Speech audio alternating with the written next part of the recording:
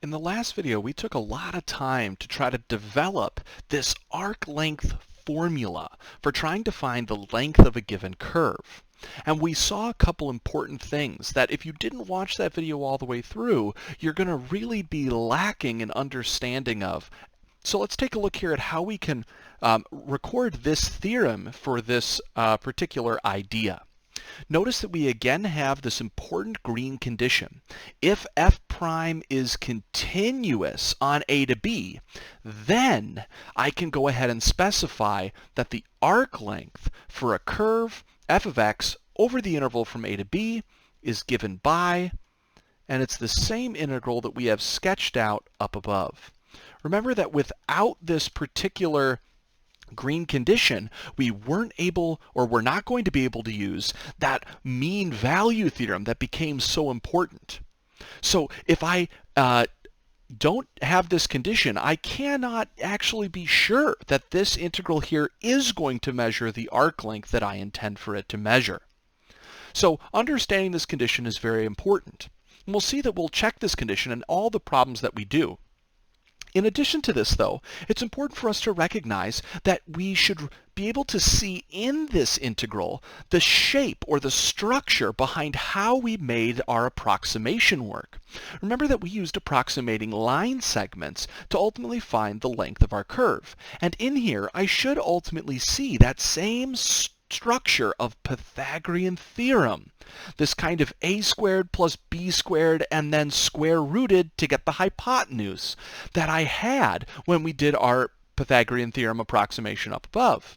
So it's really, really important to remember that construction because it's one of the easiest ways to actually recall what this formula is, especially when, several weeks have gone by and we haven't used this, and maybe the final exam's coming around, and we need to recall what this actual arc length formula looks like.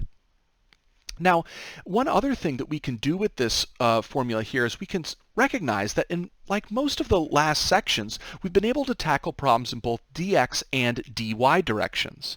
Well, you could imagine that I could repeat the whole process that we talked about in the last video, but instead of starting by chopping up intervals along the x-axis, I could imagine chopping intervals up along a y-axis.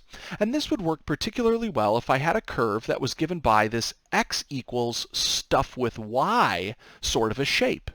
And if it was the case that my curve then ranged from a y value of c to an upper value of d, and the first derivative of that was continuous, then I could say that the length of my curve could be given by, and you'll notice here that I kind of have the exact same general structure that we did before, except that now this is just going to be a dy integral. Now in our first example here, we'll see that we can actually work with a curve and set up both a respect to x and a respect to y integral to try to tackle this question. So let's see how we would do this and utilize the theorem that we have up above. So I want to find the exact length of this curve, y is equal to x to the 2/3 power, that exists between the points 1, 1 and 8, 4. Okay, so really quickly, I'm going to go ahead and sketch a quick picture of what this curve might look like. Now, I'm just going to go ahead and start the sketch out here. You could go ahead and use your calculator to confirm, but I think we have a sketch that looks something like this. And we're interested in working with the point 1, 1, which would exist here, and 8, 4, which would exist here. And we're only going to work with the portion of the curve, again, that exists between these 2 points. So it's only this blue portion of the curve that we are interested in finding the length of. Only that portion, the rest is pretty much not relevant for us. Now, if I want to go ahead and find this, and I want to do this with respect to x, I'll note that immediately I am going to need to check this condition. I need to check my function f and check its derivative to confirm that it is indeed continuous. So let's see. I'll start by saying we see that y prime, well, this should be an easy derivative. I use my power rule, bring my 2/3 down to the front, and lower the power by 1. Keep in mind that if I was to re-express this with a positive exponent, this would be an x to the 1/3 power in the denominator. So this is the function that I have for the derivative, and I want to know, is this actually continuous on the interval from, well, I guess 1 to 8, because I'm working in the x direction. And while this is not a continuous function overall, notice it is discontinuous if x is equal to 0. 0 is not a part of my given interval. So I can say that this is definitely going to be continuous on the interval from 1 to 8. So now I know I can set up my arc length formula. It would be a formula that goes from 1 to 8. That's where my line segments would range. And then remember, I'm going to have 1 plus, and I'm going to be able to put in my derivative. I'm going to write this form of the derivative in here, and I'd be able to put dx. Don't forget that that derivative needs to be squared.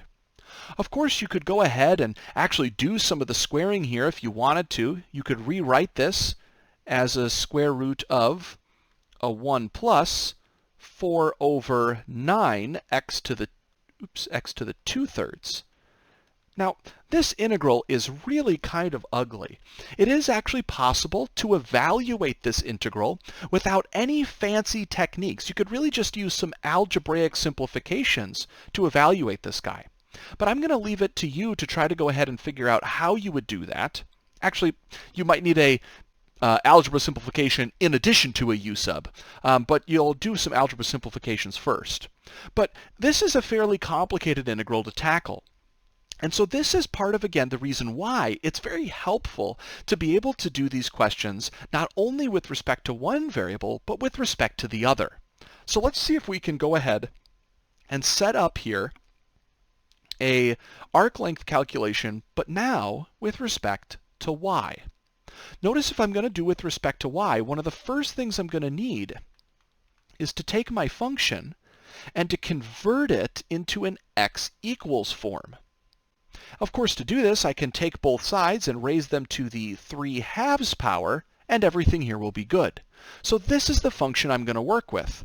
And notice that I'm working on the interval of y values, which goes from 1 to 4. So the first thing I would need to check is that the derivative of my function is indeed continuous on the given interval. So I'll say we see that x prime is equal to 3/2 y to the 1/2. Or you could write that as 3/2 square root y. And this is definitely continuous on the interval from 1 to 4. It's only discontinuous at negative values, and we didn't even have any of those on our original function, let alone on the interval we were working with. So now that I have this, I can easily say that my arc length is given by an integral of the radical 1 plus my derivative squared dy, and note that my bounds are now moving in a y direction. Notice that if I simplify up this integral, it actually will become a very, very simple looking integral, because by squaring my derivative, I am just going to end up with y. Notice that this integral can actually be tackled with an extremely easy u substitution, where you could just go ahead and state that you could let u be equal to a 1 plus a 9/4 y. And I'll leave it to you to try to go ahead and finish the evaluation of both of these integrals. And of course, since they're measuring the same arc length, they should produce the exact same result. But notice again that it's very important for us to recognize that tackling these questions in two different ways will yield two different integrals, one which may be ultimately easier to evaluate than another. And so knowing how to take both approaches can ultimately save you time. The other thing to note is that on both of these questions, I had to check, and I had to demonstrate that I checked the condition that the first derivative was continuous on the given interval.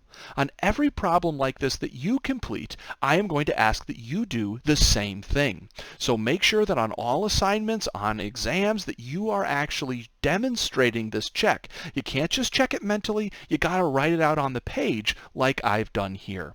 And you'll see me repeat this sort of a pattern throughout the examples that we'll cover in the following videos.